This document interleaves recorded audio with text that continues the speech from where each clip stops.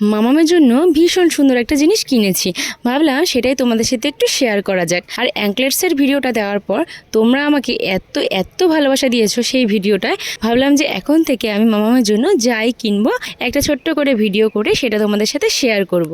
এটাও কিন্তু আমি মণিকাঞ্চন জুয়েলার্স থেকেই পারচেস করেছি। এটার মধ্যে কি আছে চলো সেটা এখন দেখে নিই। এটার মধ্যে আছে মামামের জন্য ভীষণ সুন্দর চুড়ি, আর এগুলো মামামের হাতে একটু বড় হয় কিন্তু কোনো অসুবিধা নেই, কারণ এগুলো ছোট বড় করাই যায়। তো মামামের হাতে যেরকম হবে সেরকম আমি পরিয়ে দেবো ছোট বড় করে। এখন চুড়ির ডিজাইনটা তোমাদেরকে একটু ভালো করে দেখিয়ে দিই।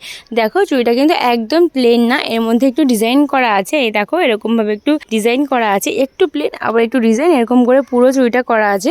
দেখতে কিন্তু বেশ সুন্দর লেগেছে, আর মামামের হাতে যখন পরিয়েছিলাম তখনও খুব সুন্দর লাগছিল।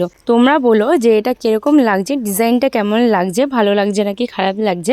এখন চলো আমি আমার মামামের হাতে এটা পরিয়ে তোমাদেরকে দেখাই যে মামামের হাতে পরে কিরকম লাগছে। দেখো তোমরা আমাকে যখন অ্যাঙ্কলেটসের ভিডিওটা দিয়েছিলাম বলেছিলে যে যখন ঘুমিয়ে থাকবে বাচ্চা তখন কিছু পরাতে নেই, তো সেই জন্যই আমি তোমাদের সাথে একটু এই ভিডিওটা করলাম। মামাম যখন জেগে আছে তখন পরিয়ে, এটাই দেখানোর জন্য যে ও যখন জেগে থাকে তখনও কতটা দুষ্টুমি করে যে আমি জেগে থাকা অবস্থায় কিছুই করতে পারি না।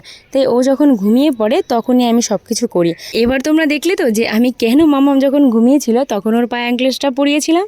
চুড়িটা কেমন হলো আর মামামের হাতে পরে কতটা সুন্দর লাগছে কমেন্ট করে কিন্তু জানাতে একদমই ভুলো না। টাটা।